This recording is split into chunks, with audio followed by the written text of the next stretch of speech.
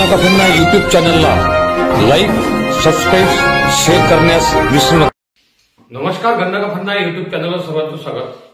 आजचा आपला व्हिडिओ आहे दिल्ली, जी भारताची राजधानी आहे। गेल्या 10 वर्षापासून दिल्लीचा अनभिक्त सम्राट म्हणजे अरविंद केजरीवाल अण्णा यांच्या आंदोलनापासून एक भ्रष्टाचार मुक्त सरकार द्यावं म्हणून केजरीवाल यांना दिल्लीत प्रचंड बहुमत मिळालं। त्यांनी शाळा कशा बनवल्या, एक जगात मॉडेल म्हणून लोक दिल्लीकडे पाहत होते। पण तिसऱ्या टर्म मध्ये तिथे पुन्हा बीजेपी आणि काँग्रेस झिरो। हे मतपेटीतून जे महाराष्ट्रातले नेते बोंबलत आहेत की हे ईव्हीएम बोगस आहे, ईव्हीएम बोगस आहे, मग हे प्रत्येक राज्यातच असं का व्हायला लागलं? जिथे जिथे वाटलं की नाही आता बीजेपी पूर्ण नेस्तानाबूत होईल, अशा राज्यात सुद्धा बीजेपी आलेली आहे।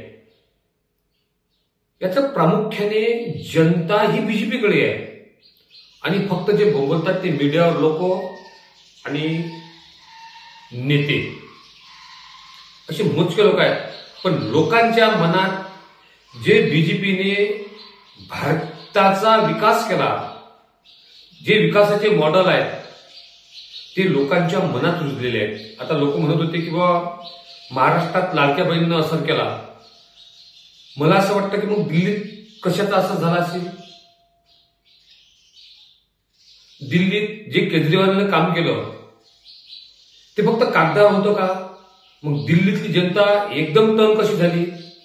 तेच एमपी, गुजरातमध्ये असे काही राज्य आहेत की तिथे बीजेपी हे कंटिन्यू 4-4, 5-5 वेळ निवडून येऊन राहिली। त्यानंतर आप जो पक्ष आहे दिल्लीचा, हा 2 टर्म मध्येच का घायल झाला?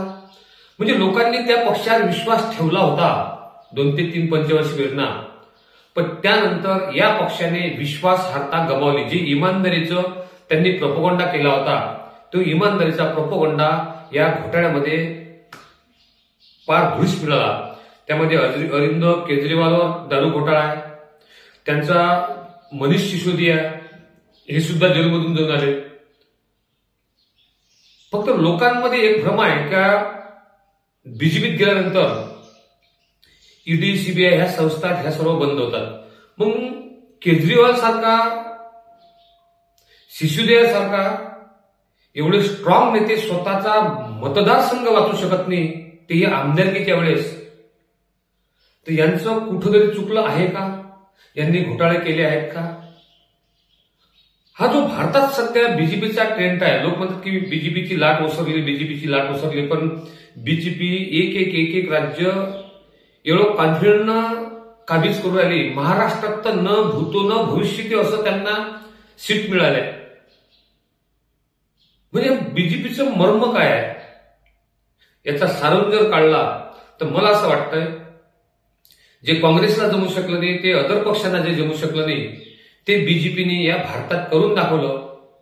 भ्रष्टाचार जरी होत असेल, त्यांचं गृह खातं, महसूल विभाग हा जर त्यांच्या ताब्यात असेल, पण ते कुठेतरी अंकुश ठेवून आहे असं म्हणण्यास काही हरकत नाही। खरंच महाराष्ट्राचं जाऊ द्या, ईव्हीएम मशीन बिघडवता, पण आज दिल्लीचं प्रकरण पाहिल्यानंतर एक मनात शंका येते की येणाऱ्या 25 वर्षापर्यंत बीजेपी ही भारतावर राज्य करेल। आता राहिला महाराष्ट्रातला विषय, तर बृहन महानगरपालिका मुंबई, उद्धव ठाकरे कितीकी म्हणतात की ते मी काबीज करणार, पण या अगोदर एकट्याच्या बळावर मुंबईची महानगरपालिका ही उद्धव ठाकरेच्या शिवसेने कधीच स्वबळावर ती संस्था ताब्यात घेतल्या गेली नव्हती महानगरपालिका। आणि आता तर शिवसेनेच्या 2 शक्कल झाल्या। त्यामुळे महाराष्ट्रातली पुढची जे भवितव्य आहे हे बीजेपीच्या फेवरनं जाईल आणि बीजेपीला पाहिजे एक नेशन आणि 2 पार्ट्या। त्यामुळे हा जो प्रवाह आहे हा त्याच मार्गाने जात आहे। आज काँग्रेसच्या आमदारकीला एक सीट नाही आली, खरंच डोकं चक्रावून टाकल्यासारखं झालं की मग लोकांच्या मनात आहे तरी काय. जे महाराष्ट्रात भूतो न भविष्यती असं त्यांना मॅन्डेट मिळालं, तसंच त्यांना दिल्लीत सुद्धा मिळालं जरी नसेल, पण एवढ्या मोठ्या शुद्ध स्वतःला म्हणणाऱ्या माणसाला आज स्वतःही पडला, सिद्धताही पडला आणि पार्टी पडली. असंच ट्रेंड हा पुऱ्या भारतात यानंतर आपल्याला पाहायला मिळेल असं म्हणण्यास काही हरकत नाही. धन्यवाद. गन्ना काकांना युट्यूब चॅनल माऊली झंडे तालुका दर्यापूर. आपल्याला व्हिडिओ आवडल्यास नक्कीच लाईक, सबस्क्राईब, शेअर करण्यास विसरू नका. धन्यवाद.